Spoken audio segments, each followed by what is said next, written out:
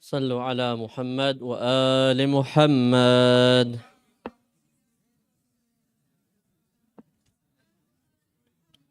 Inshallah, we'll start off tonight's program with the recitation of the Holy Quran, for which I would like to call upon Brother Amir Ali. Let us welcome him with a loud salawat ala Muhammad wa ali Muhammad.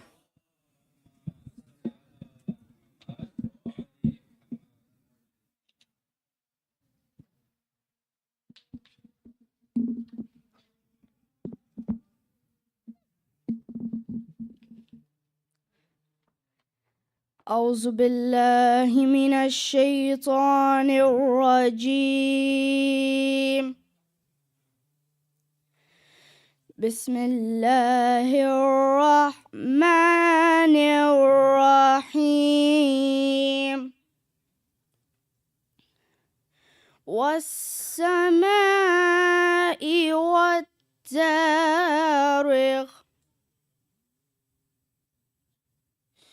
وما أدراك ما الطارق النجم الثاقب إن كل نفس لما عليها حافظ فلينظر الإنسان مما خلق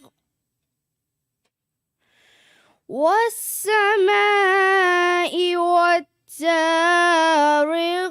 وما أدراك ما الطارق النجم الثاقب إن كل نفس لما عليها حافظ فلينظر الإنسان مما خلق من ماء دافق خلق من ماء دافق يخرج من بين الصلب والترائب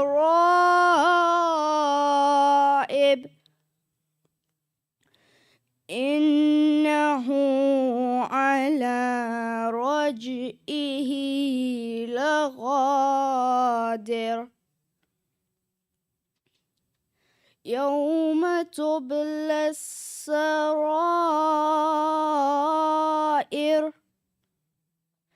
فما له من قوة ولا ناصر والسماء ذات الرجع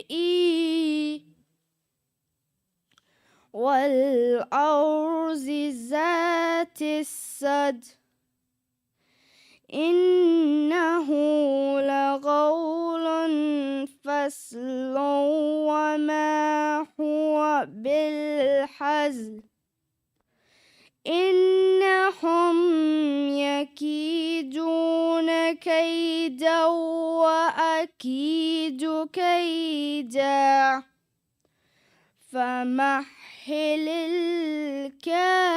الكافرين أمهلهم رويدا صدق الله العلي العظيم. صلوات.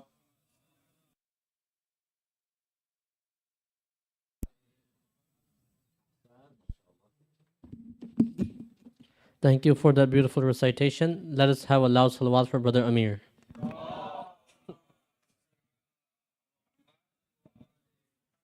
Next, I would like to call upon Ali Asghar to recite As-Salam. Let us welcome him with a loud salawat ala Muhammad wa ali Muhammad.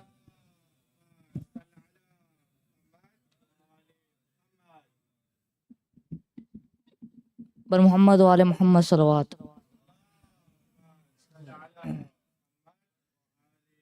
Assalamu alaikum, everybody. Today I will be reciting Assalam for Hazrat Abbas, for Muhammad wa ali Muhammad salawat.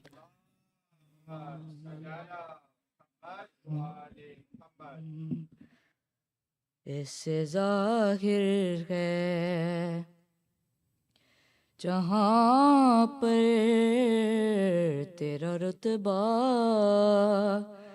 عباس، اس سے ظاہر ہے جہاں پر تیرا رتبہ عباس، جب نبی نے بھی کئی بار کہا یا عباس، جب نبی نے کہا حسنین میرے بیٹے ہیں، جب نبی نے کہا حسنین میرے بیٹے ہیں، فاطمہ زہرا پکاری میرا بیٹا عباس، پوچھا عباس سے جب ان کا پسندیدہ لقب، پوچھا عباس سے جب ان کا پسندیدہ لقب، مسکرا کر کہا سقائے سکینہ عباس، سب کیا کرتے ہیں ہاتھوں کے سہارے سجدہ، سب کیا کرتے ہیں ہاتھوں کے سہارے سجدہ، پر بنا ہاتھوں کے تو نے کیا سجدہ عباس، اس سے ظاہر ہے پر محمد و آل محمد صلوات.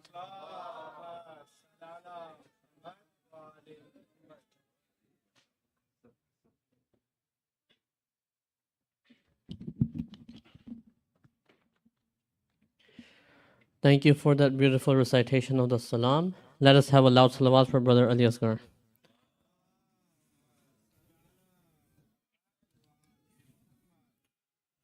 Tonight being the last Majlis of the series, we would like to thank Syed on behalf of the community for accepting the invitation and coming here to enlighten us with his words of wisdom. Let us have a loud salawat for the long life of Syed.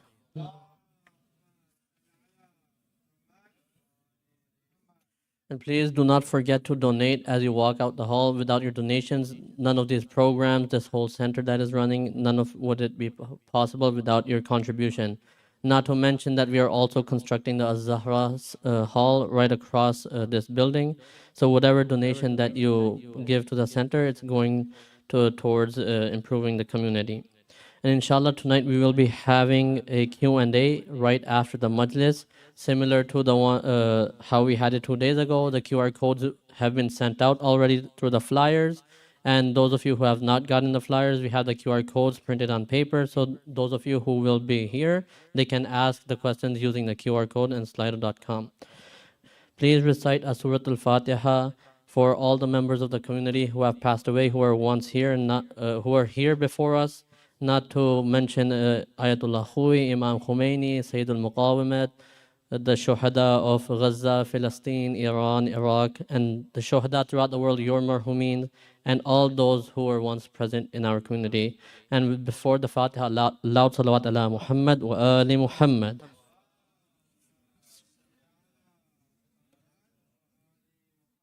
Bismillah ar-Rahman ar-Rahim.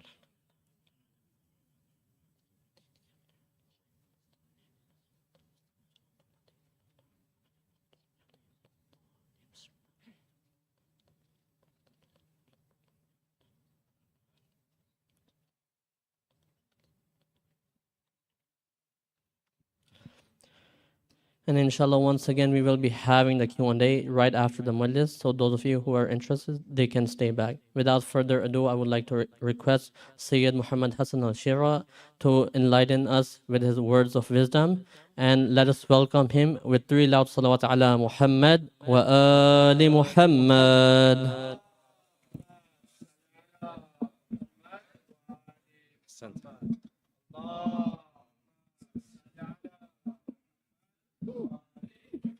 الله صل على محمد وآل محمد وعجل فرجهم. Bismillah ar-Rahman ar-Rahim. My dear respected brothers and sisters, Assalamu alaikum wa rahmatullahi wa barakatuh. You are humbly requested to recite a Surah al-Mubarakat al-Fatiha on behalf of all of your marhumeen, especially those who have contributed to the programs, their families, those who have none to remember them, particularly Shahar Banu Khan bint Sayyid Nasir Hussein, Maulana Sayyid Ghulam Hussein Raza, Agha bin Nasir Hussein, Mahjabin Ja'fari bint Hadi Ja'fari, Abdullah Hassan bin Muhammad Ishaq, Layla Begum bint Haji Qurban Hussein, زبيدة Begum بنت طيب باي. رحم الله من قرأ الفاتحة. بسم الله الرحمن الرحيم. الحمد لله رب العالمين الرحمن الرحيم مالك يوم الدين. إياك نعبد وإياك نستعين اهدنا الصراط المستقيم صراط الضالين. صدق الله. صلى الله عليك يا سيدي يا رسول الله. صلى الله عليك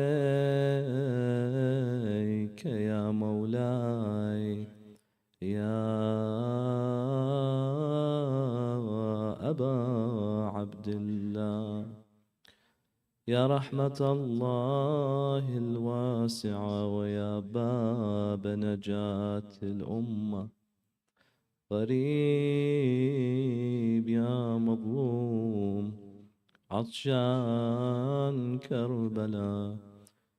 سيدي إن لم يجبك بدني عند استغاثتك أو لساني عند استنصارك فقد أجابك قلبي وسمعي وبصري.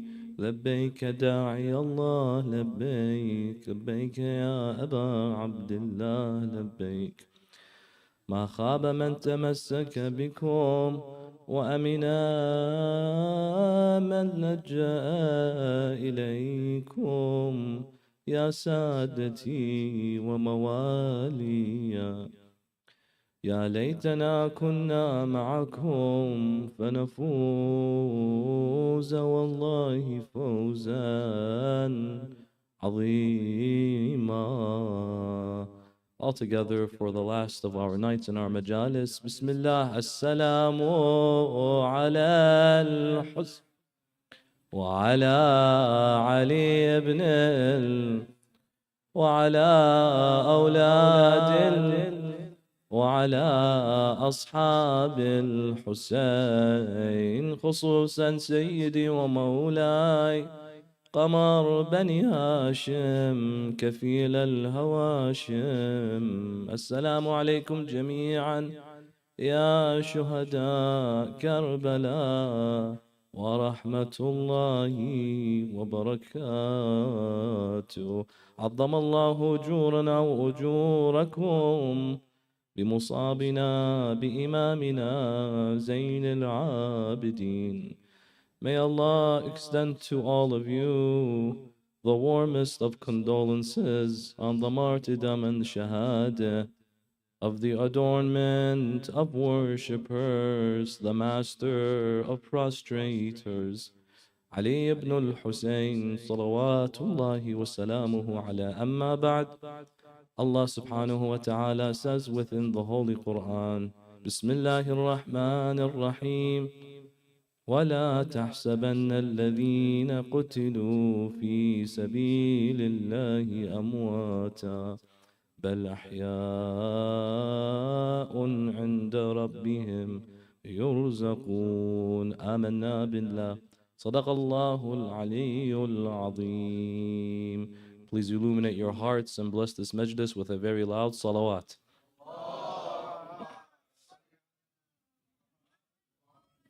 Respected brothers and sisters, Assalamu alaikum wa rahmatullahi wa barakatuh. The life and legacy of Imam Ali ibn al-Hussein alayhi salam is one which is riddled with pandemonium, with chaos, with tragedy, left, right, and center. Naturally, when one's life and experiences is constantly bombarded with chaos and misery, this can weigh on an individual. This could make them bend. This could compromise them in many ways. There are those, the slightest of challenges shapes their entire worldview. With Imam Zainul Abideen, we notice that the paradigm is shifted. That no matter what tragedy, what misery, what calamity befalls him, he changes its worldview. Imam Zainul Abideen didn't allow trouble to make him compromise his identity, nor did he allow tragedy to make him waver. The reality is, no matter what he faced in life, he would then end up with the thing that was miserable changing because of him and not the other way around. We are those who are the recipients of the changes of tragedy. When we lose someone, it can affect us. When misery challenges happen, it can affect us. If you paid attention in the world today, you'll find Sayyid Ali Sistani and all of our ulama, they condemn atrocities. Why? Because these things are hurtful, they're painful. And just today, a statement was released on the ongoing problems in the world. We notice very clearly, unless you were under a rock, that these calamities, he has a very beautiful line in there, that it becomes very challenging to eat and drink water if you're someone with dignity and consciousness, knowing that there are those who are deprived to such a degree. These things affect even our grand scholars. It's natural, it's normal, but it doesn't make them waver. Al-Imam Zain al-Abideen is the source of this unshakenable, unfathomable resistance and robust forbearance. He does so on a few stages. If you study his life, the best way to do so, and it's imperative on us as followers of the Ahlul Bayt to study their lives. We should know a thing or two about the biographies of the Imams. One of the best resources I have personally ever seen is one of the ulama by the name of a Sheikh Baqir Sharif al-Qarashi. All of the biographies of the Imams have been translated into English. You can find this on alislam.org. Type Sheikh Qarashi, look up biographies of 12 Ma'sumin, 14 rather, and they're all been translated into English with the citations, with the references, and so on and so forth. It's important. If we're going to study lives and history, we ought to start here. He mentions that one of the best ways to just look at his life is in three parts. The first part is his life before the events of Karbala. The second part is his life literally during Karbala. That of itself deserves its own segment. And the last part is after the events of Karbala. Each moment in those times serves a purpose that can give you an identity of who you're talking about and the Imam that you're honoring today. Starting off, you notice Al-Imam Zain al-Abideen, alayhi salam, part of the historian's work is to dispel any misconceptions or any misunderstandings. And among these starts with the year of his birth. Al-Imam, we notice there are two different opinions when he was born. The consensus, however, gives us a confident answer in that he was born the 38th year after Hijrah. 38th year after Hijrah means that he was alive during the Imamah of Imam Amir al-Mu'mineen alayhi salam, which teaches us that the young Imam Zain al-Abideen was born into the house of Ali ibn Abi Talib. And you find Imam Ali would raise him and he would recite the adhan and the iqamah. These things can be deduced as such. So he's born the 38th year after Hijrah because Imam Amir al-Mu'mineen is a shaheed on the 40th. So he spends 2 years with his grandfather, Ali ibn Abi Talib. Beyond this, you find when he grows up in that household, he sees that the next Imam clearly is his blessed uncle, Al-Mujtaba, and he is subservient to that.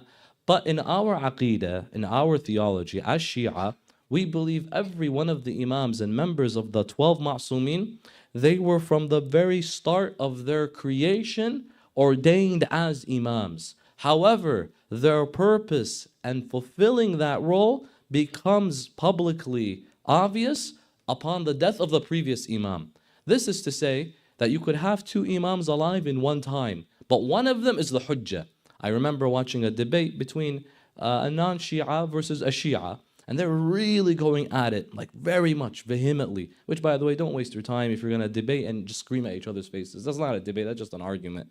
But in this context, one of the claims that were made is you're trying to tell me that on the day of Ghadir Khum, you Shia believe the Prophet said, Ali ibn Abi Talib is now the next Imam of Ahlul Bayt. He is the Imam of the Mu'mineen. Everyone should pay allegiance, pay allegiance, give bay'ah, so on and so forth. But the Prophet's still alive. He's like, so how could you have one being the person everyone has to give bay'ah to while the Prophet is still alive? Could you explain that? I mean, last I checked, we found many prophets, many of which they had one major prophet and one, if you will, minor prophet. Musa's a Nabi. He's a Ma'soom. But his brother Harun is right next door. And in his absence, he sets Harun to watch the affairs of the people. You can have many times where we have multiple hujjaj of Allah. I don't see why this would contradict each other. Last I checked. Likewise, the Prophet said we have a beautiful principle. This falls into the discussion of theology, aqaid. In our madhab of Ahlul Bayt, we believe that you can have two Imams, one active in the role of Imamah, one not necessarily inactive, but they are obedient to the leader Imam at their time. So he would say, and this is a Prophet saying, Al-Hassani wal-Husayn imaman qama aw qa'ida. That my two grandsons, Hassan and Hussein, are Imams whether they're standing or sitting. One can read this literally, stand, sit, whatever they do, they're Imams. But there is a deeper, comprehensive, spiritual meaning to this.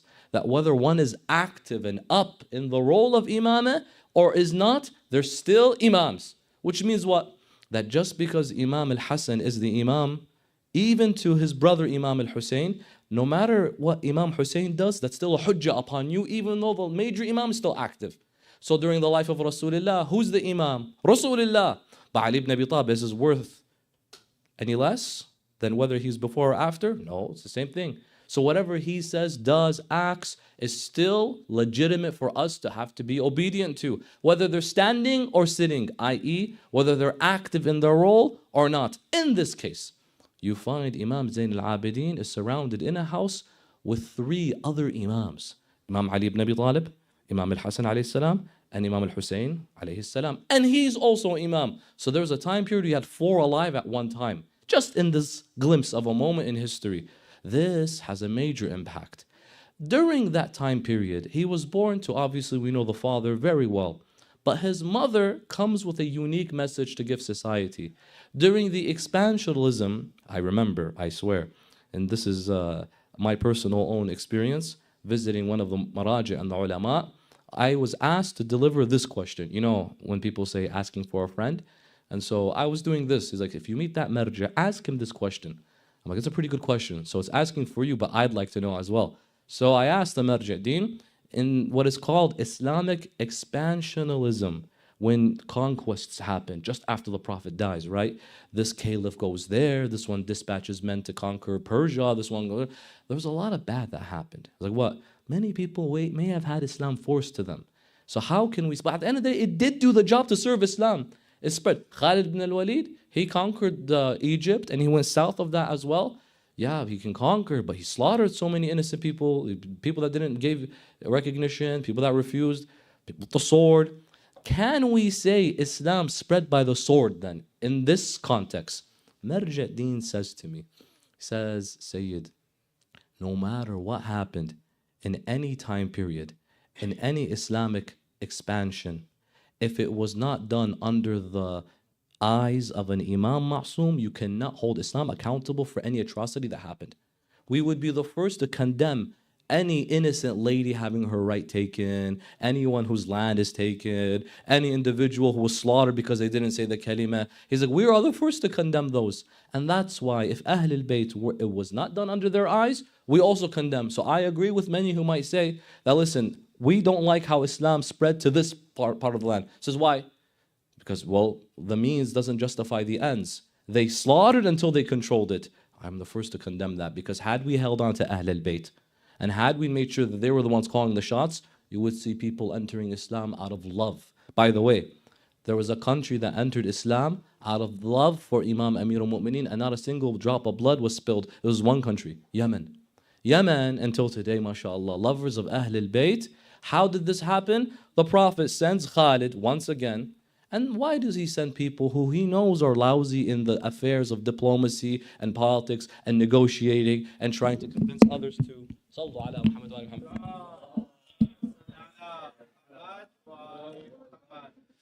He sends these people, and it's as if to show you an example of, look, I'm going to send someone, but then I'll follow it up with someone else to give you a description of why I emphasize my Ahl al-Bayt so much. So he sends Khalid, and he's being very open about the fact that if you guys don't say La ilaha illallah right now, hell awaits you. There's a manner when you invite people to Islam. This is not appealing, ya jama'ah. So they began throwing stones at him, and he went away, came back to Rasulullah in Medina, says, Ya Nabiullah, these people, they're going to hell. Don't even send anyone else. He's like, why? He's like, they just threw rocks at me. I have a black eye. He says, maybe you didn't do a good job. He's like, no. I said the kalima, I said everything. He's like, I'll send Ali ibn Abi Talib. He sends him. The people of Yemen, they all gather in a crowd. They say, oh, another one of their missionaries. One time we had you know the Mormons, right? How they knock on your doors. So my father, I was out of town. I have the camera thing for the door, right? And I see these two missionary young sisters. They knocked on the door, and out comes my father, with his Imam, with his beard. And they're like, can we talk about Jesus? And he's like, if you don't mind, I talk about Mohammed too. And I saw that I was following the whole thing. You can rewind the video, right? It was like 15 minutes of back and forth. And the girls were like, listen, we're not going to convince you. We're going to leave. We're going to leave. There's no convincing you. He's like, let me tell you about Jesus instead. Imam Amir al-Mu'mineen goes, and the crowd formulates, and they're like, we're getting ready. Get your stones, guys. Another one of them. And they actually start pelting. And Imam Amir al-Mu'mineen, with a few servants, they said, let's go back. They're vicious. He says, no, they were misguided by the last guy. And he didn't do a good job. Let us be patient with them, for they simply have not heard the message of Islam. One of them caught word of what he said, and they're like, wait, he's a bit different. And when he approached them, he sat down. They all sat crisscross on the floor, and Imam Ali began to preach La ilaha illallah. Began preaching that you women and men are same under the eyes of Allah. That the slave and the white and the black and the Ajami and Arabi, in the eyes of this, how can you not but fall in love in it?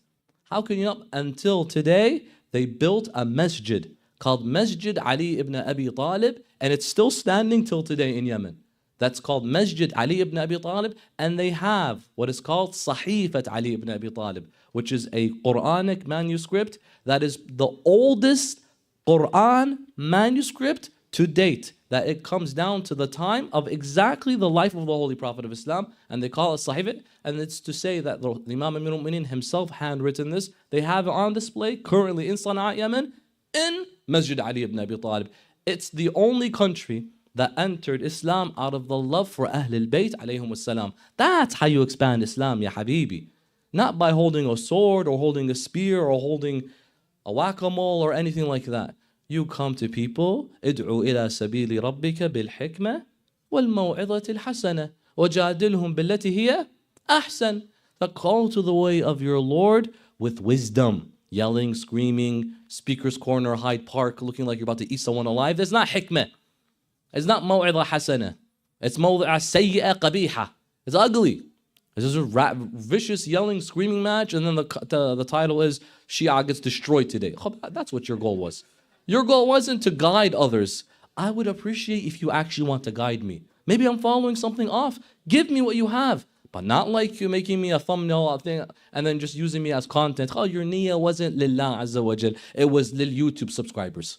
It wasn't, there was no for Allah purposes. And genuine researchers can see right through that. Imam alayhi salam, he's in this household. He goes and is raised. And in this context, they are all hujjaj. They are all proofs of Allah. It reaches a point that before he is born, Imam Amir al-Mu'mineen, in this we said the Islamic expansionism a few women fell captive. Now, Imam Ali would often jump in and say, "Oh, Umar ibn al-Khattab, stop with selling women like their products as such. These ones particularly, they were known to come from royalty." He says, and what do you mean by that? He says, number one, you can't force anyone to make any choice if they're not interested, because there is no karaha in Islam. If they want to enter Islam, they can enter. If they don't want to enter, there are ways of dealing with people. But you can't compel or coerce someone else. Furthermore, there's a couple of these women that fell captive. This is in Persia. There was a couple that fell captive. Some use this as proof, by the way. Just a quick disclaimer that, see, Ali ibn Abi Talib is involved with the decision making of the establishment and the administration. Therefore, he must endorse it. Oh boy, that's not true.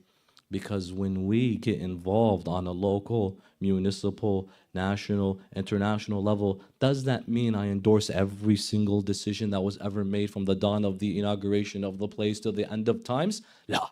And rather, I get involved because I see this is the most optimal way to change a society. That's how we should live, brothers and sisters. And we're so blessed that, honestly, God has blessed us to live in a place that says, hey, you have that freedom if you like. If you don't like a rule, change it.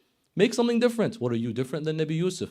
Yusuf is Minister of Agriculture to what? The mushrik government, that evil government, that horrible government, a government that had the queen. If the queen blames you of something that you're innocent of and you're jailed for 7 years, I hate that land. No, I'm going to come and change it. Minister of Agriculture. Why? Because I see a responsibility here. It's totally fine. In this context, you find Imam saying, look, I'm going to advise you because of the greater purpose of the ummah. And it happens to be you call the shots. Okay, in that case, and if I had my rights usurped and I had my opportunities taken away from me, let me then influence you to the best of my ability to the greater good. And that's why you find many cases, he would say, had it not been for Ali, I would have perished. And this happens on multiple occasions. He replies, why do you want these women to be taken special care of? He says, number one, لا تكن عبدا لغيرك وقد خلقك الله حرا. Don't be a slave to anyone when God has made you free. Number two, these women, they're from royalty. They appear to be the daughters of what was a king called Yazdajurd al-Thani, Yazdajurd the second.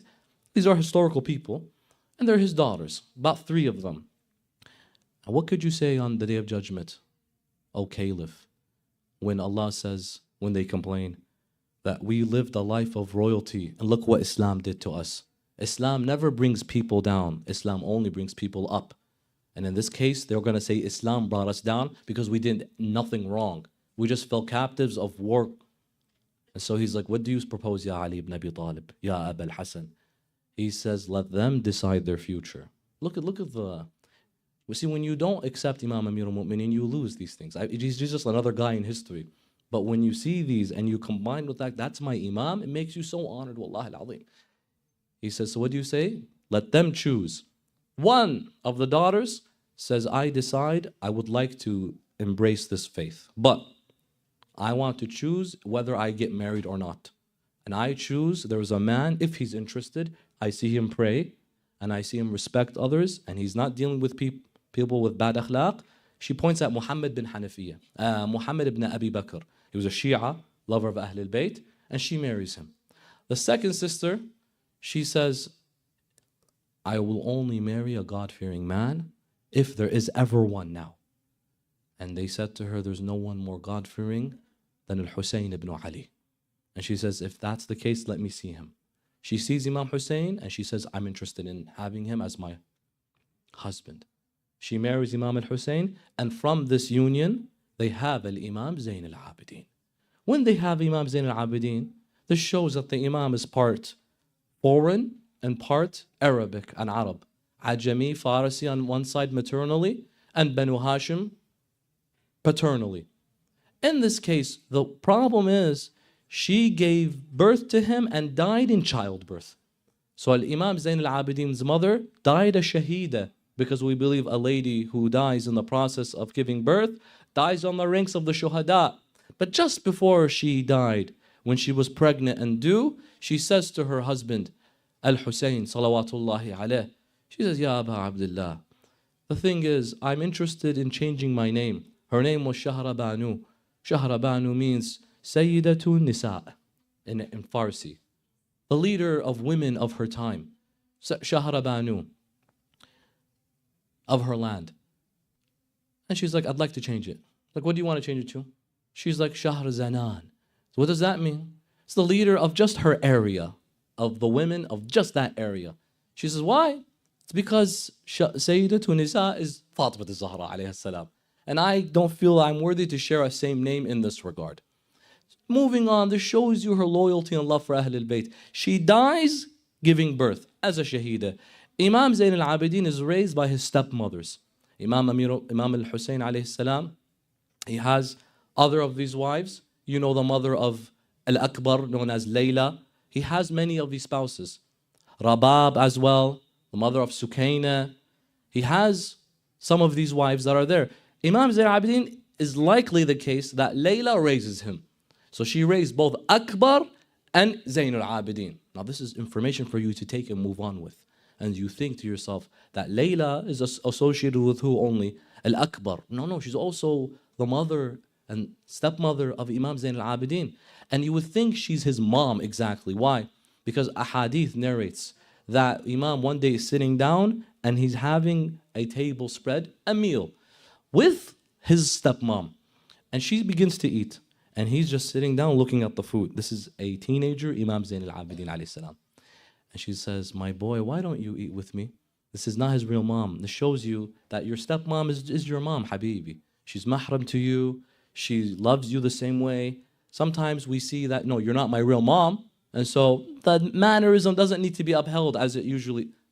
Treat her just as good because she loves you a lot. And she would hope that you were her genuine son or genuine daughter. And if not, just follow the sunnah of Imam Zainul Abideen. She says, why don't you eat with me, my boy? He says to her mother, so there's no stepmom. He says to her mother, I fear that if I extend my hand for something, say there's bread, say there's dates, say there's a little salt, humble food, if I extend my hand and take it, I fear that maybe you may have wanted it. Look at this. And so he says, I decide to wait until you completely finish. You would think it's his actual mom. That treatment, that love, that consideration. Ya Habibi, some of us with our own mothers is none of that consideration. Our own stepmother. He says, look, I'm not even going to eat. She says, but look, it'll make me happy if you eat. So in that case, I will eat. It'll make me happy if I see you eat. Look at that mannerism. Look at that akhlaq. Look at that taking into consideration even just opportunity. Raised in that household of nubuwah, of imamah, of ismah. And naturally, before the events of Karbala, he is to be married. So at a young age, in his late teens, Al-Imam Al-Khoei alayhi salam speaks to his brother Al-Imam Al-Mujtaba.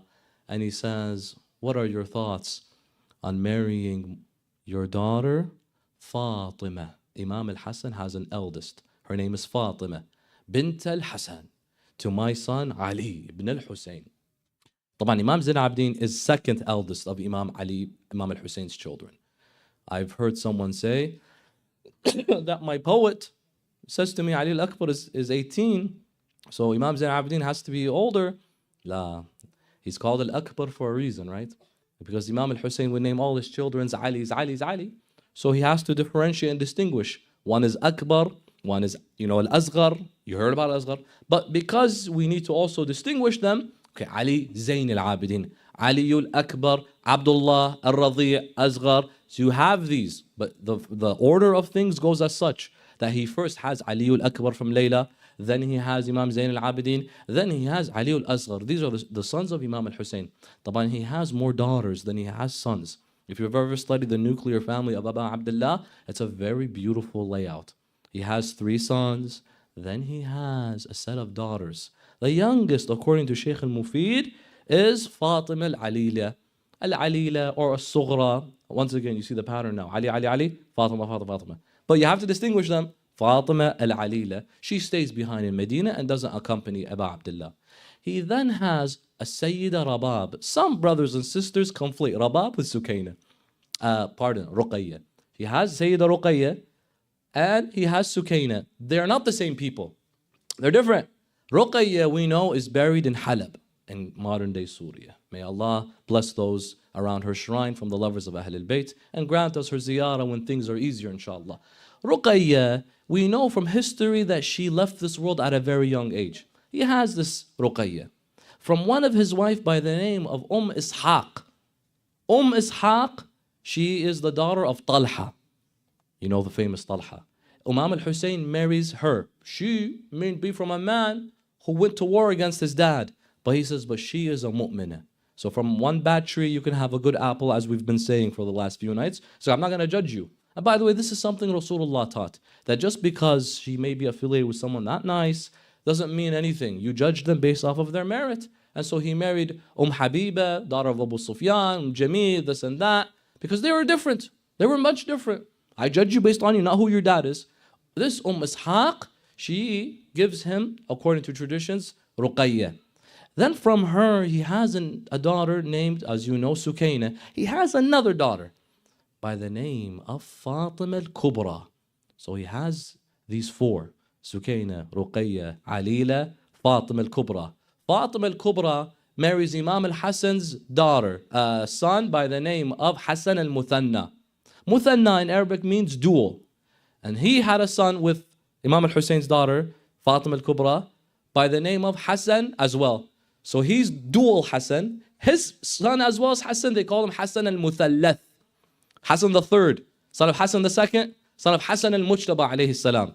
Muthallath, guess who he had? Hassan al-Murabba'. So he had Hassan the fourth. Guess who he had? Exactly. So they continue. That's why there's a beautiful hadith عن الحسن العسكري عليه السلام عن الحسن بن الحسن بن الحسن بن الحسن بن حسن المربع بن حسن المثنى بن حسن المجتبى أنه قال أحسن الحسن الخلق الحسن. The best of mannerism is the mannerism that's sublime and upright. From all the Hassans here. In this case, you find a beautiful situation whereby Imam is raised by one of the wives of Imam al-Hussein, Layla. And she's raised in this household. And of course, he gets married to the daughter of Imam al-Hassan himself, which leads to an interesting union. He marries Fatima, the daughter of Imam al-Hassan. He has about 12 sons and daughters in total. So he has 9 sons and he has 3 daughters. We could list them. He has obviously the first and greatest of these is Imam Mohammed al-Baqir salawatullahi wa salamu alayh.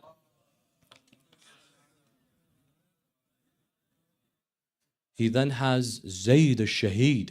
This is called Zayd al-Tha'ir. He avenged Imam al-Hussein, or at least attempted to. And he made a revolution and a movement as well.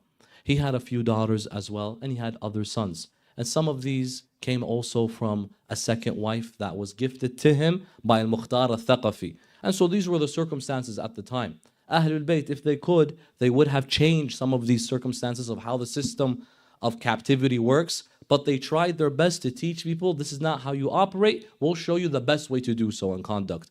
He has a wife that's the daughter of a Ma'soom. He's a Ma'soom, son of Ma'soom. Imam al-Baqir is the only Imam of Ahlul Bayt where both his paternal side and his maternal side goes back to Al-Hassan al-Hussein. He's the only one where from his dad's side he's Husseini and from his mom's side he's Hassani. Which, by the way, is a response to some of our brothers and sisters, may Allah bless them, from Ahlul Sunnah wa Jama'ah, that say that, well, the Mahdi from your guys' narration is not someone we can accept. Say why? Well, it's because the Mahdi, according to our traditions, has to be from the line of Imam al-Hassan. And your Imams make the Mahdi clearly from the line of Imam al-Hussein alayhi salam. Because the Tis'at al-Ma'sumina min dhurriyyat al-Hussein. And so, that Mahdi we can't accept. Habibi, yes you can. Says why? Because you have the son of Imam Zainul Abideen is also Hassani. He's also Hassani from his mom's side. So Sahib al-Asr is also a descendant of Imam al-Mujtaba alayhi salam. He's also a descendant. So I don't see why you have to make a big deal about all this. He says, no, but that's from his mom's side. Oh, but Habibi, did you forget all the Imams of Ahlul Bayt? They're from Rasulullah from their mom's side. Last I checked, Rasulullah only had a daughter. So there is no Sayyid from dad to Rasulullah.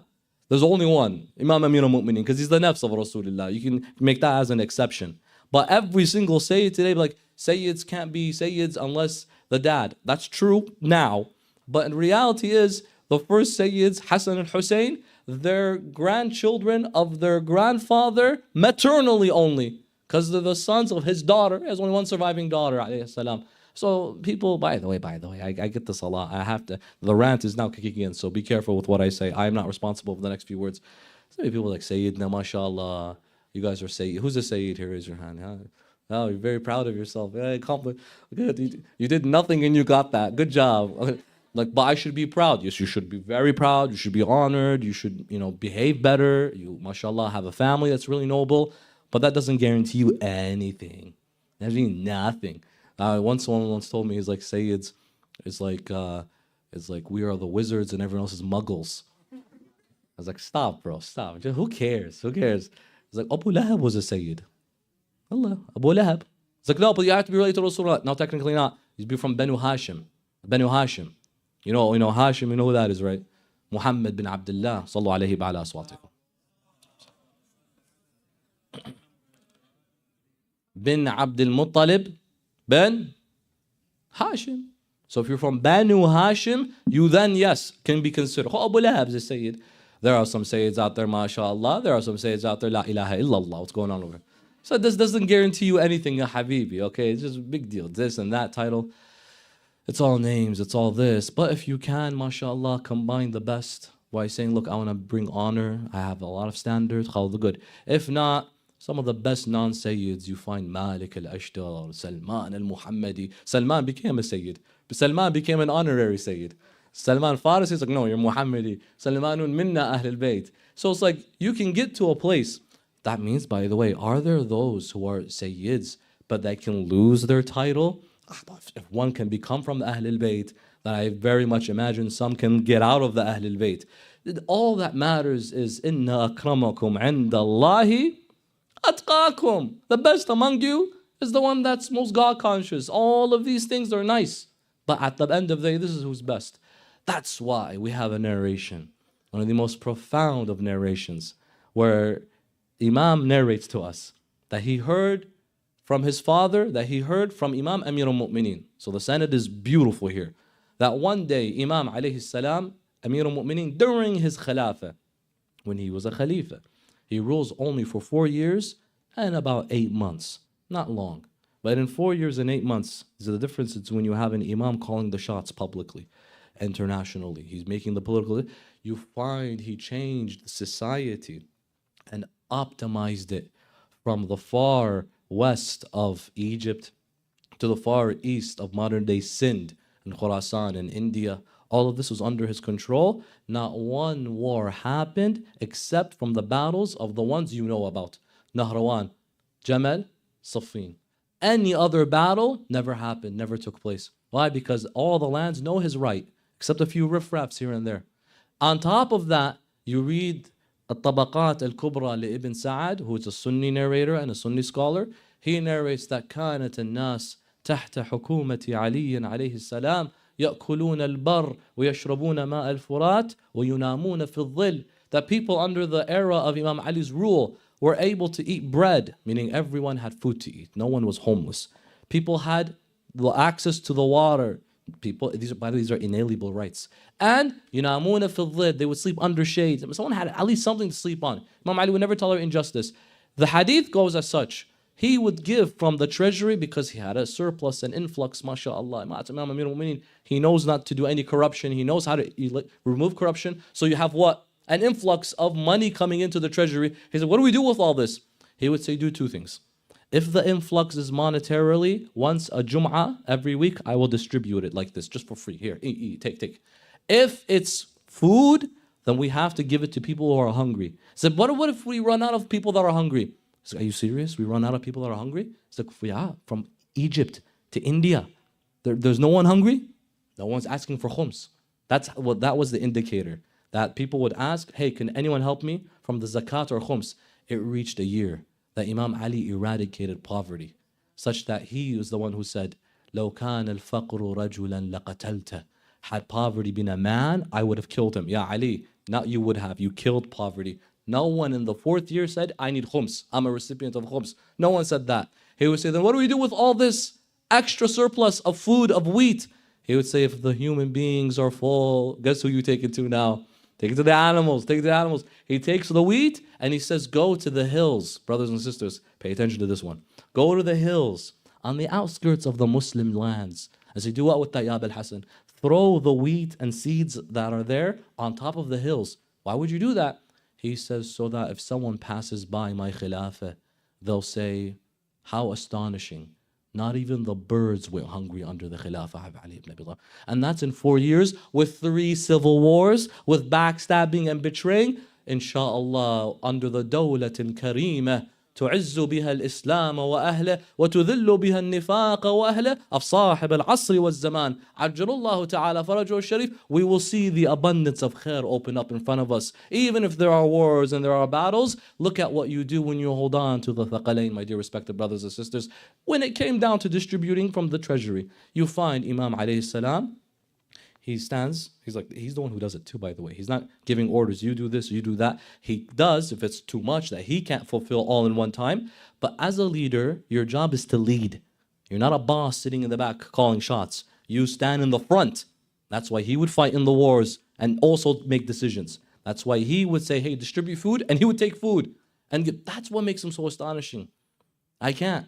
If you want to keep talking Fadal Imam Ali, I'm going to go on until حتى مطلع الفجر, and we haven't even scratched the surface after that. 2 women come up to him. They're standing in line. He's like, here you go, here you go, here you go.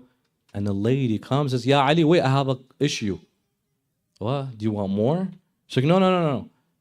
The lady just after me, you gave her the same amount as you gave me. The jealousy kicks in. Why? What are you going to do? She's like, what's the big deal? She's like, Ya Ali, I am an Arab just like you. This lady is an Ajamiyya, likely from Ethiopia, by the way, according to the narrations. For lack of better words, she's racist.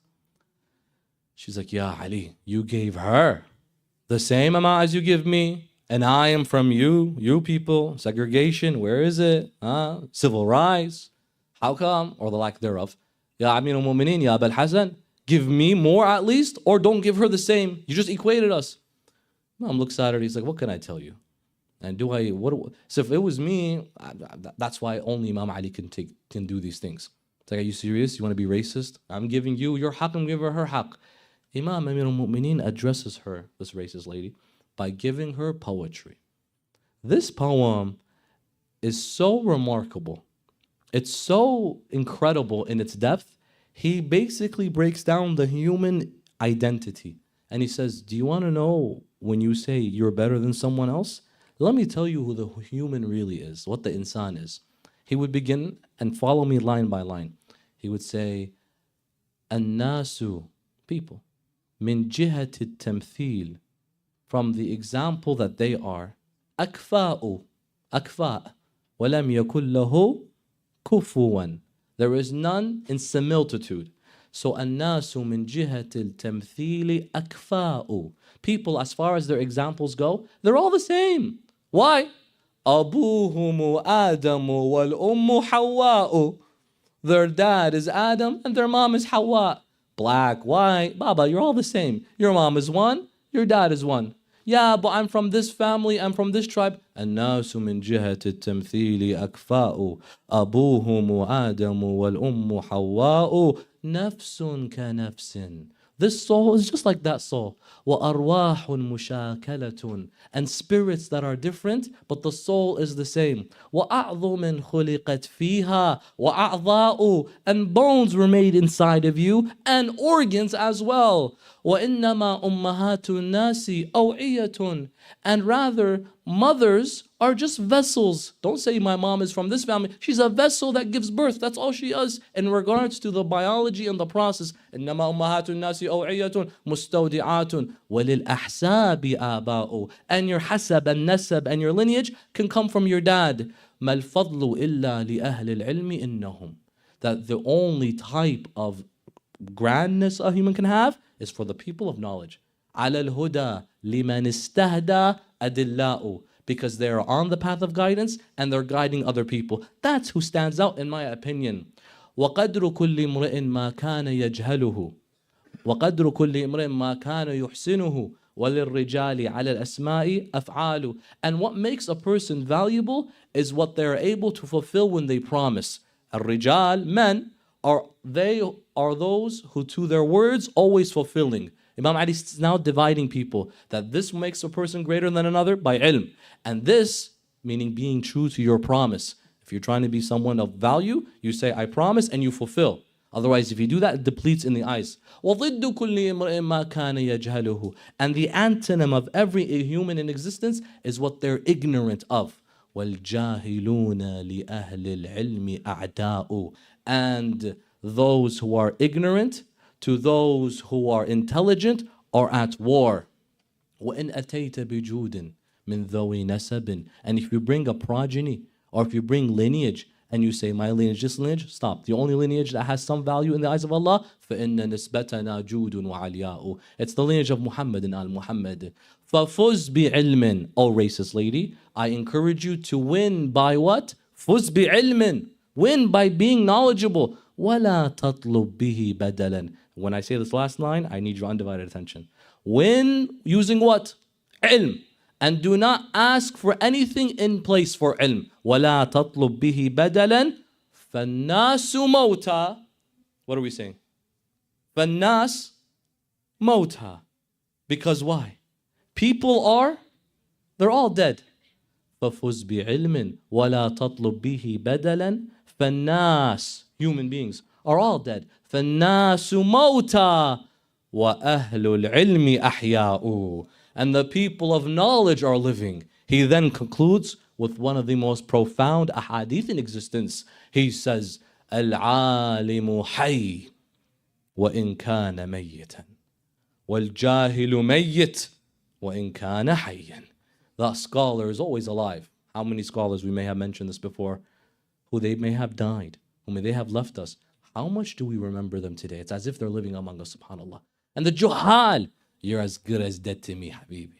If you're alive today, but you could be dead, it wouldn't make no difference. People of deliberate ignorance, of hatred, of arrogance.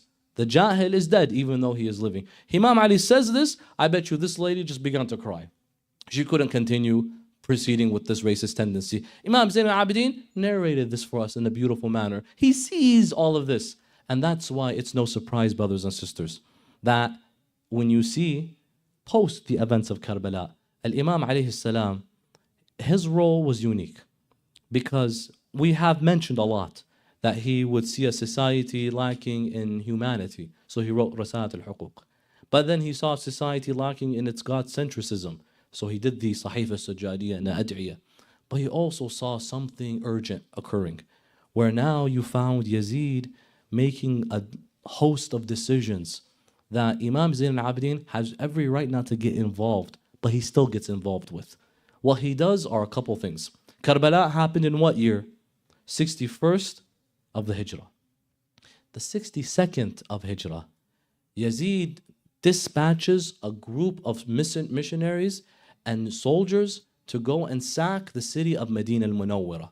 He does this, why?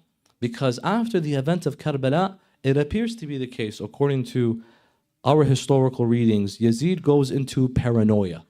Yazid ibn Muawiyah, obviously he recognizes the treachery he did, and it's like a shock. He goes through a shock, where now you have a ruler who's a psycho, as many rulers are psychos. But in his case, he says, no, destroy. I killed Hussein.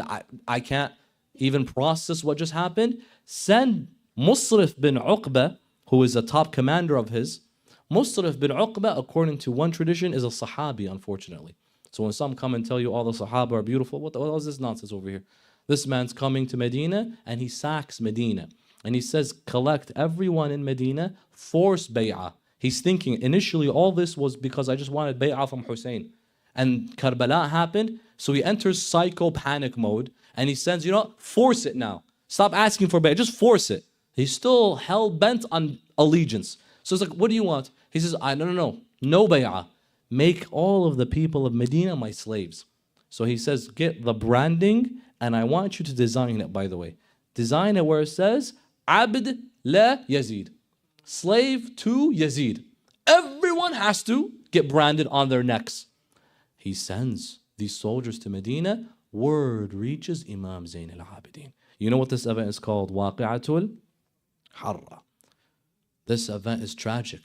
It's trumped by the events of Karbala, absolutely. But because it's trumped, it's in the shadows of Karbala. So as a result, not many have laid eyes on it. But wallah, it's a tragedy. Why? Because in one day, 600 Sahaba of Rasulullah were killed. 1,000 or so memorizers of the Quran were killed. And they say that following year, about 1,000 illegitimate children were born, which tells you what they did as well. They burnt the Masjid of Rasulullah.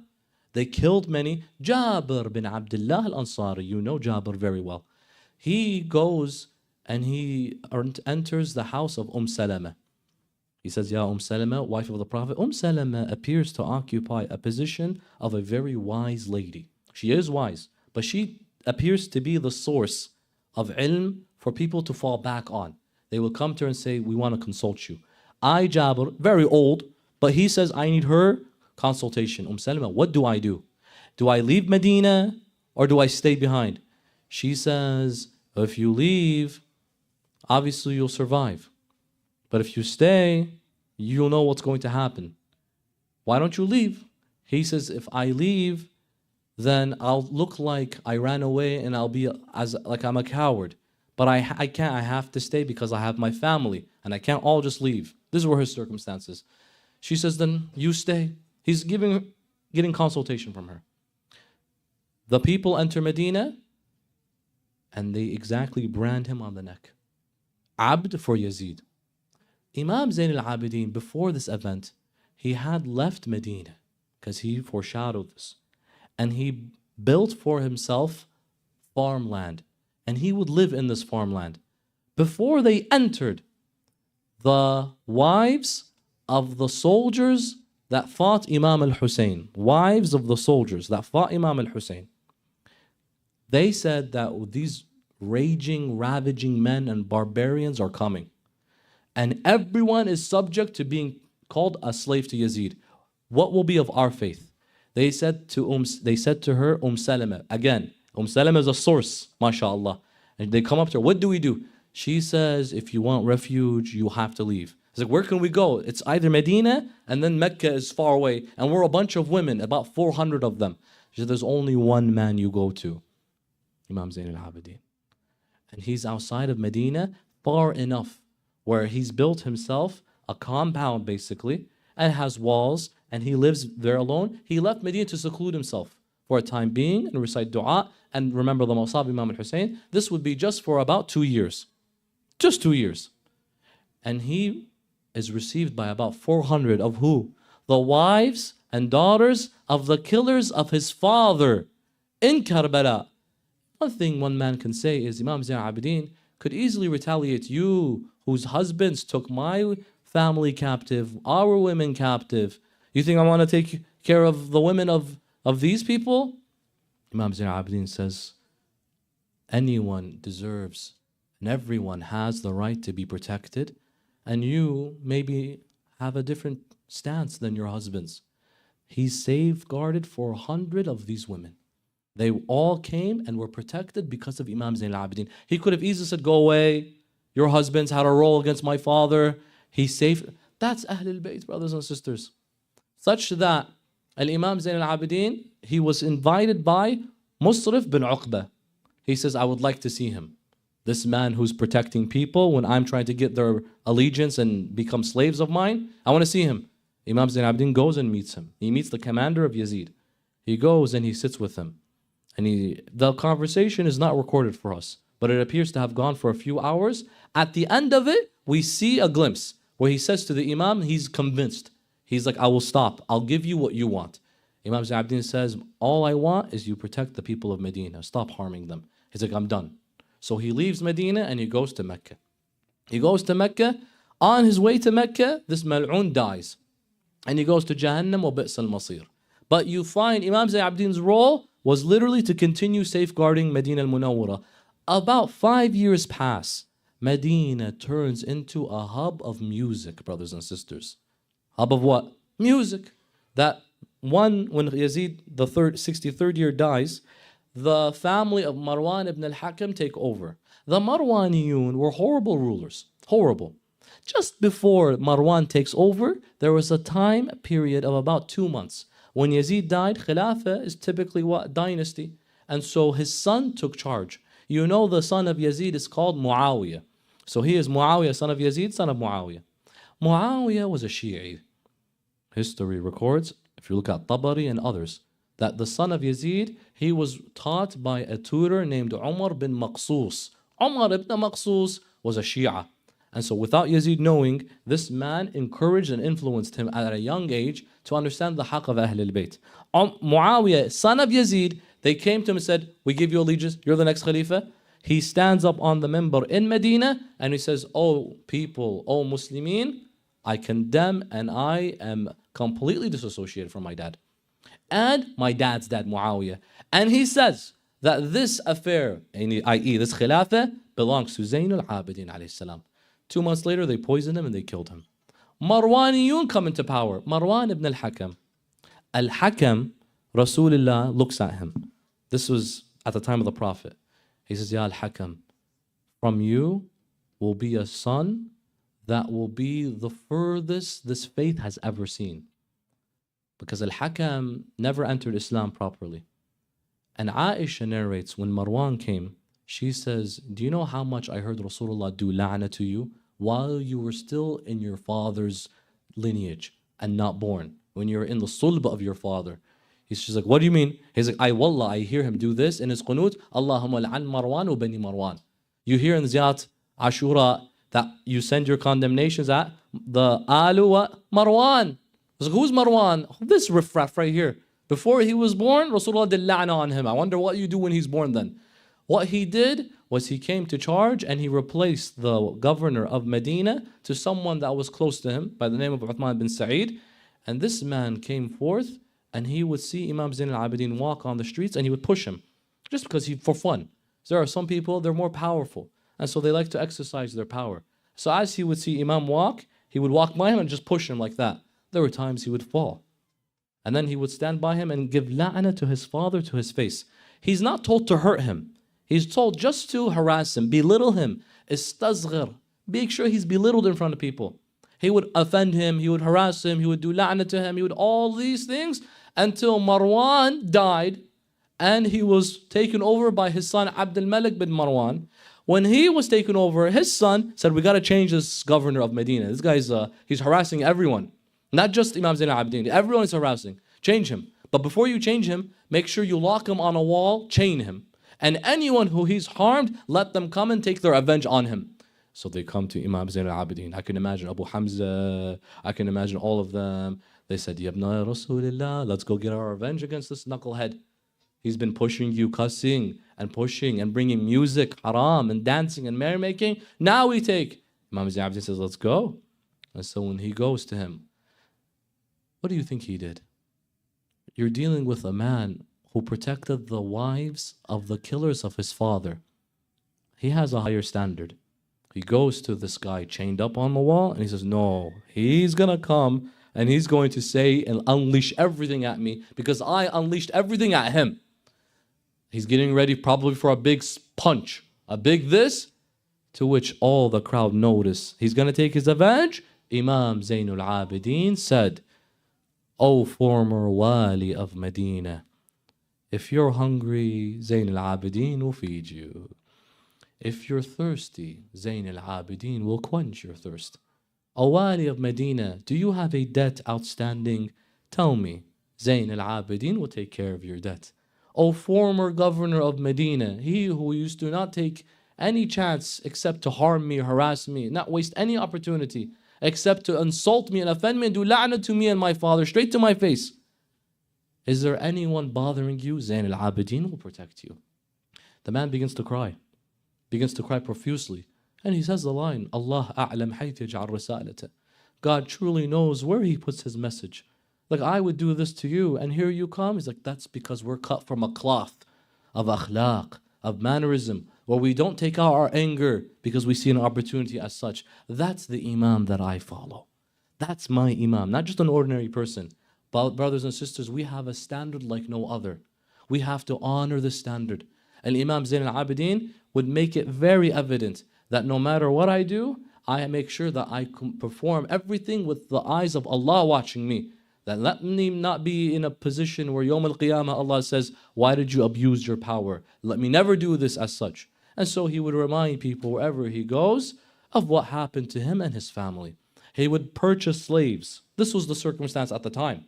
He would purchase them, teach them for 1 year about the religion, about history, about akhlaq, about Ahl al-Bayt, about the Quran. Then he would release them. He would send them back to Africa. He would send them back to the lands that they came from. He would release them. But the problem is, there was a moment where he would release and he would find them never leaving. They say, how could we leave a man who we are supposed to serve him? But the reality is he would serve us. He would feed us from what he was fed. He would give us clothes from those he would dress. He says to us that you are my brothers and we were being treated like the lowest of the low. And he would take care of us. This is Imam Zain al-Abideen alayhi salam, until after Abdul Malik bin Marwan, you found Walid ibn Abdul Malik get word that this Imam Zain al-Abideen has become a source of inspiration and is formulating a huge following. And when you formulate followings, this is a threat to the establishments. And so they said to the governor of Medina that Al-Walid, administered that you find and you sneak into his home and you poison the food when he is not in his home. That's why on a night like tonight, our Imam, 34 years after the events of Karbala, he survived for 34 years, ate from what one hadith says, either dates, another hadith says grapes.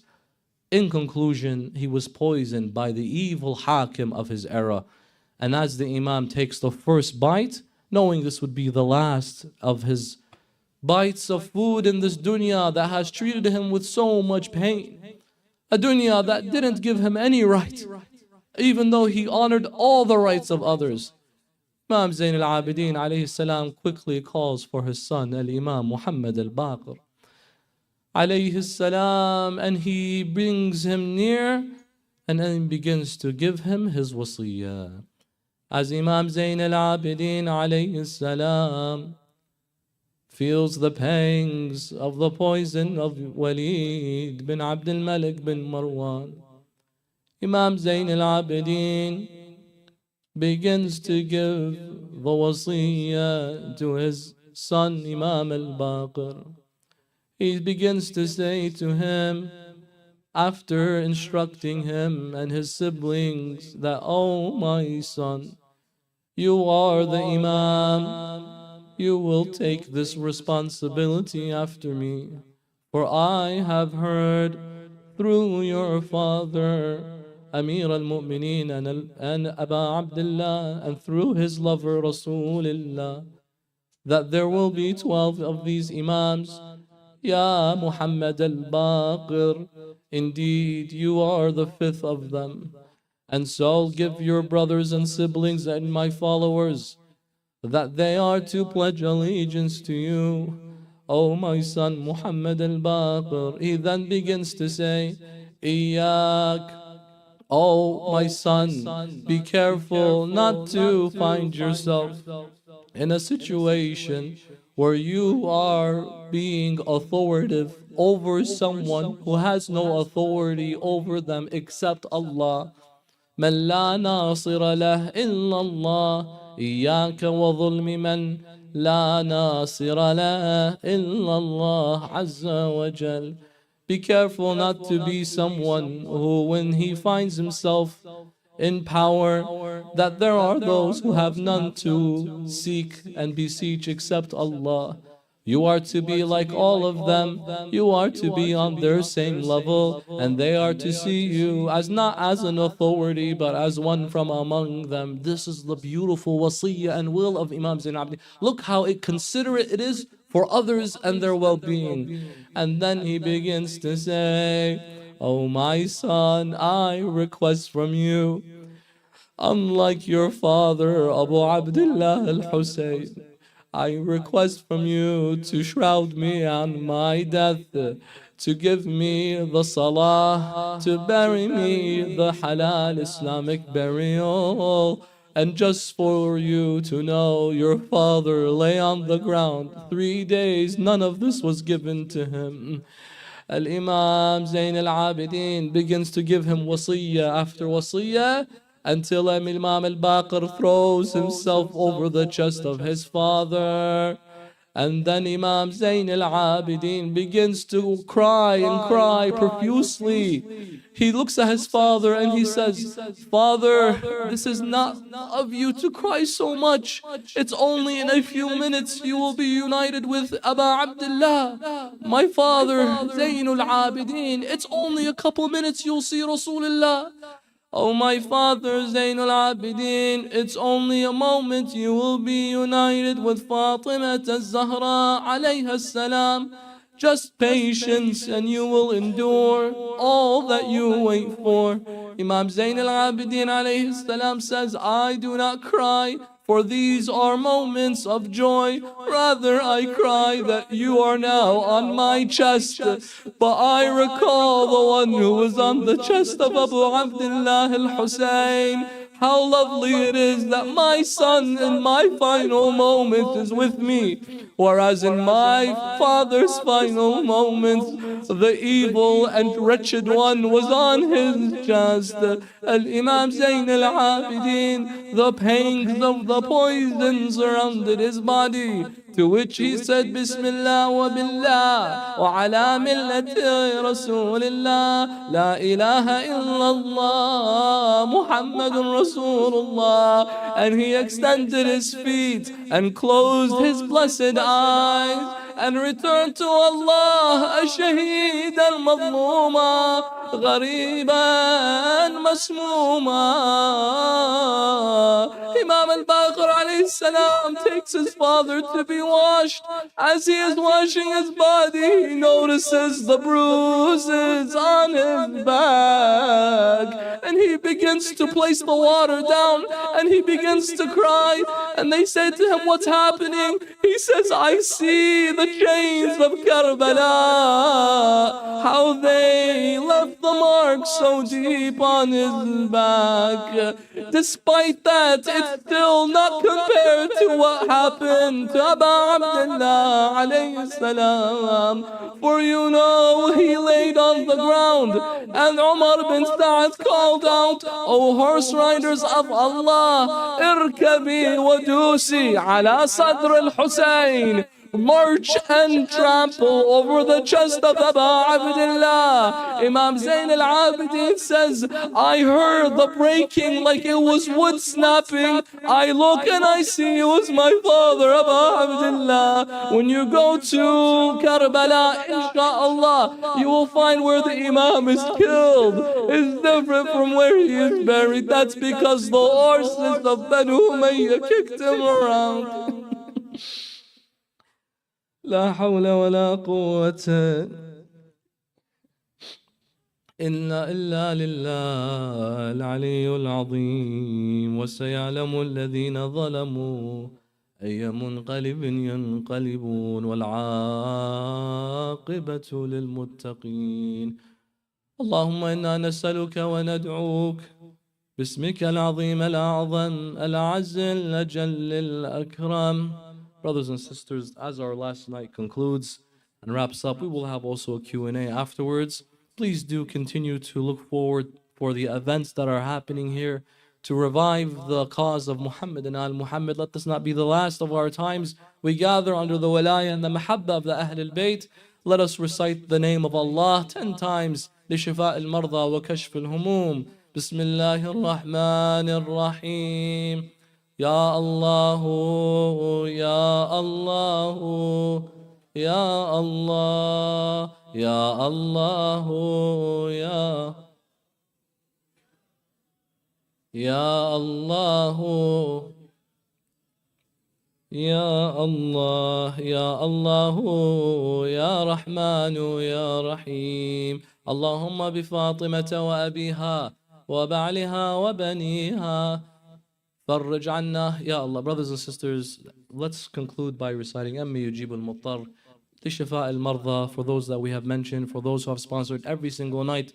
those who have facilitated these majalis. May Allah bless the marhumeen of the family of our dear brother Abid Hussein Khan and his family. May Allah bless them and protect them for helping facilitate this, and all of your marhumeen as well, from those who have no one to remember them, from the marda that are dealing in suffering. Let us recite for them these ayat 5 times, but all together, inshaAllah. بحق Imam Zainul Abideen مريض Karbala تقضى inshaAllah. بسم الله الرحمن الرحيم.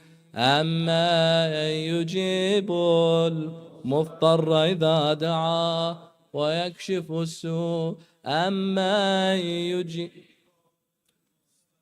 إذا دعاه ويكشف السوء. اضطر إذا دعاه ويكشف السوء. أما يجيب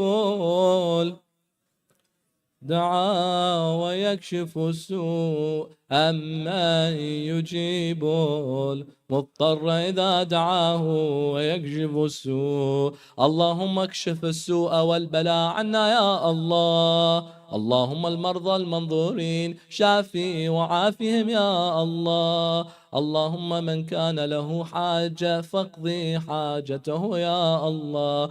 اللهم ارزقنا زيارة الحسين في الدنيا وشفاعته في الآخرة. اللهم عجل ثم عجل لوليك الفرج، واجعلنا من أنصاره وأعوانه والمستشهدين بين يديه. اللهم ارزقنا زيارة علي بن الحسين في جنة البقيع وشفاعته يا الله يوم لا ينفع به مال ولا بنون إلا من أتى الله بقلب سليم. وإلى أرواح العلماء والشهداء سيما من أوصانا بالدعاء، رحم الله من قرأ الفاتحة. But before it, the loudest of your salawat.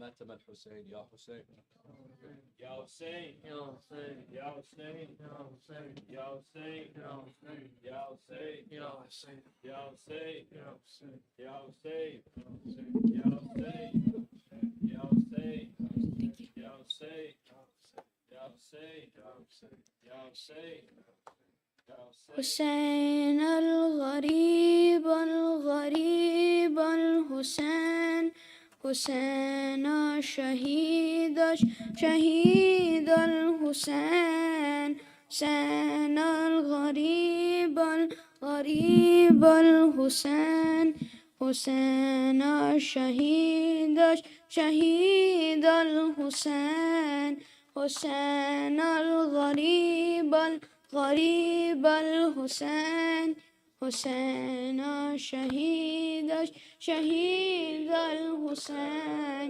حسين الغريب الغريب الحسين حسين شهيد شهيد الحسين. دعائی دعائی خدا را دعائی، یہ دشت بلا میں ہے کیسی تباہی، بہایا ہے کس نے یہ خون محمد، قیامت یہ ڈاہی ہے کس نے الہی، جوانوں بزرگوں کو مارا گیا ہے، شہیدوں میں شامل ہے ننھا سپاہی، حسین الغریب الغریب الحسین حسین شہید شہید الحسین.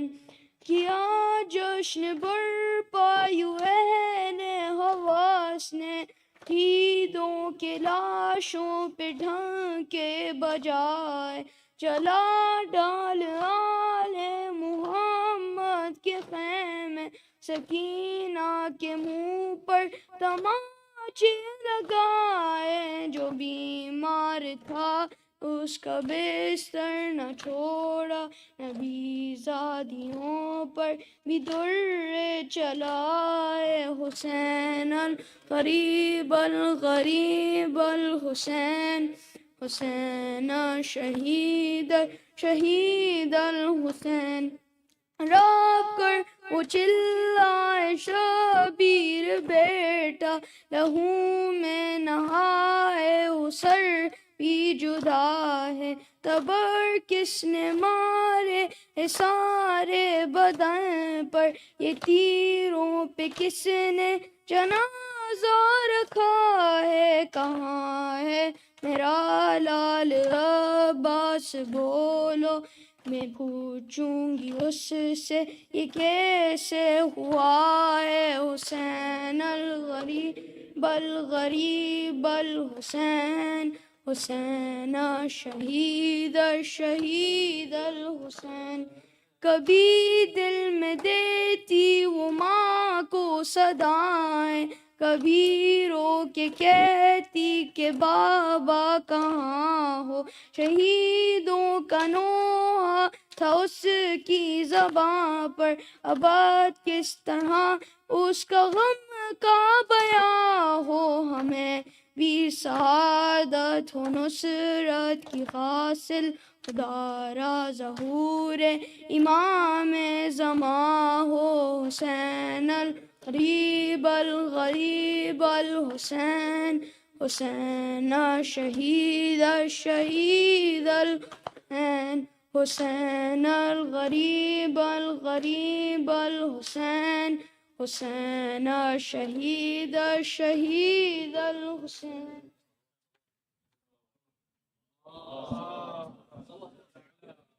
सलवात।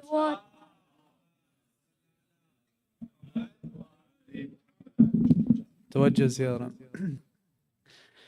بسم الله الرحمن الرحيم. اللهم صل على محمد وآل محمد. السلام عليك يا رسول الله، السلام عليك يا حبيب الله، السلام عليك يا خيرة من خلق الله ورحمة الله وبركاته. السلام عليك يا أمير المؤمنين، السلام عليك يا سيدة فاطمة الزهراء، السلام عليك يا أبا محمد الحسن المجتبى، السلام عليك يا مولاي يا أبا عبد الله، وعلى الأرواح التي حلت بفنائك، عليك مني سلام الله أبدا ما بقيت وبقي الليل والنهار، ولا جعله الله آخر عهد مني لزيارتكم together. السلام على الحسين وعلى علي بن الحسين وعلى أولاد وعلى أصحاب الحسين.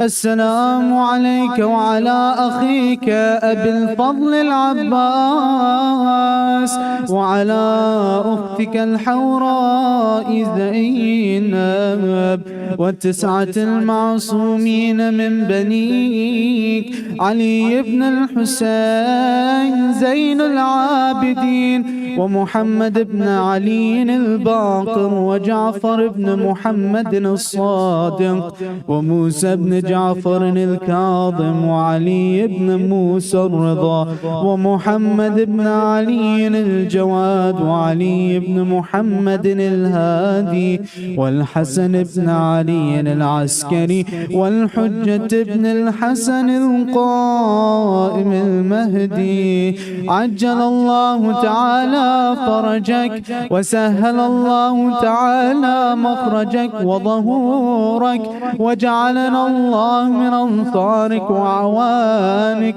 والمستشهدين بين يديك.